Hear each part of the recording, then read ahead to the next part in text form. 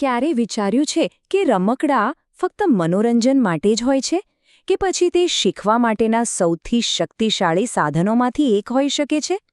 ચાલો આજે આપણે શિક્ષણને એકદમ નવા દૃષ્ટિકોણથી જોઈએ અને સમજીએ કે કેવી રીતે રમતગમત દ્વારા શીખવાની આખી પ્રક્રિયાને વધુ જીવંત અને અસરકારક બનાવી શકાય છે.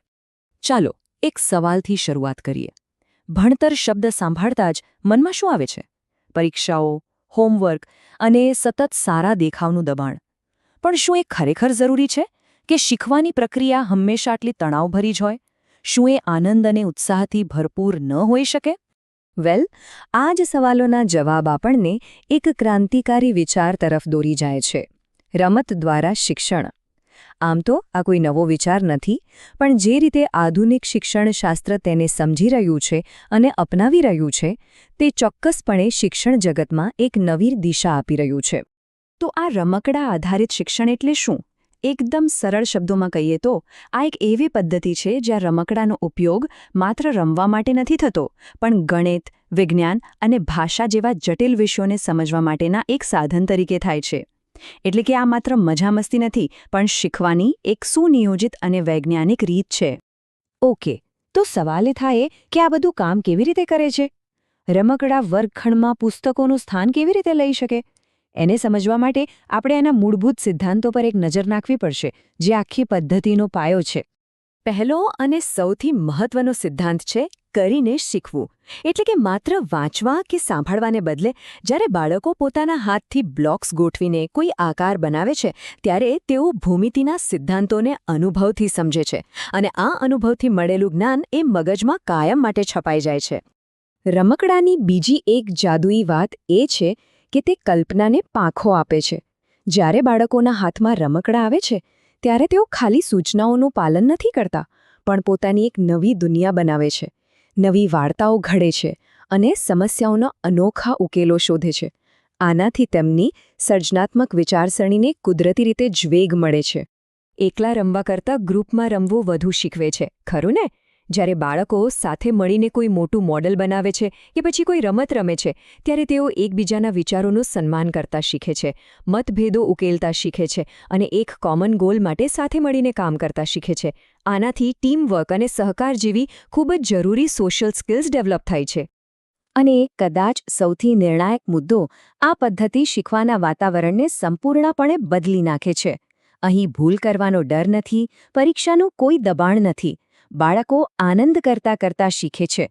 અને રિસર્ચ પણ એ જ કહેશે કે જ્યારે મન ખુશ અને તણાવમુક્ત હોય, ત્યારે જ્ઞાન ગ્રહણ કરવાની ક્ષમતા અનેક ગણી વધી જાય છે. રસપ્રદ વાત એ છે કે આ પદ્ધતિ માત્ર શીખવવાની રીત જ નથી બદલતી, પરંતુ વર્ગખંડમાં શિક્ષક અને વિદ્યાર્થીની જે સદીઓ જૂની ભૂમિકાઓ છે, તેને પણ નવેસરથી વ્યાખ્યાયિત કરે છે. ચાલો જોઈએ કે આ પરિવર્તન કેવું દેખાય છે. તો આ નવી વ્યવસ્થામાં શિક્ષક અને વિદ્યાર્થી બંનેની ભૂમિકા એકદમ બદલાઈ જાય છે. શિક્ષક હવે જ્ઞાનના સ્ત્રોત મટીને એક માર્ગદર્શક અથવા ફેસિલિટેટર બને છે, જે સાચું વાતાવરણ બનાવે છે અને જરૂર પડે મદદ કરે છે.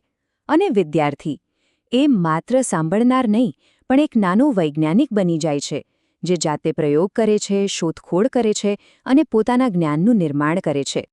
ઓકે, તો આ બધી વાતોનો રિયલ વર્લ્ડમાં શું ફાયદો થાય છે? આ પદ્ધતિ અપનાવવાથી બાળકોના વિકાસ પર શું નક્કર અને પોઝિટિવ અસરો જોવા મળે છે? ચાલો હવે તેના પરિણામો પર એક નજર કરીએ. આના ફાયદા સ્પષ્ટ અને દૂરગામી છે. અનુભવ દ્વારા શીખેલું જ્ઞાન સરળતાથી યાદ રહે છે અને મગજમાં કાયમ માટે ફિટ થઈ જાય છે. જ્યારે બાળકો જાતે કંઈક બનાવે છે કે કોઈ સમસ્યા ઉકેલે છે, ત્યારે તેમનો આત્મવિશ્વાસ સાતમા આસમાને પહોંચે છે. દરેક રમત તેમની તાર્કિક અને વિશ્લેષણાત્મક શક્તિને મજબૂત બનાવે છે. અને આ એ જ કૌશલ્યો છે જે તેમને માત્ર શાળામાં જ નહીં, પરંતુ જીવનના દરેક તબક્કે સફળ બનાવશે. અને આ માત્ર કોઈ થિયરી નથી. ભારતની નવી શિક્ષણ નીતિ એટલે કે ન્યૂ એજ્યુકેશન પોલિસી NEP પોતે જ પાયાના તબક્કે એટલે કે પ્રી સ્કૂલ અને શરૂઆતના ધોરણોમાં રમકડા આધારિત શિક્ષણ પર ખાસ ભાર મૂકે છે.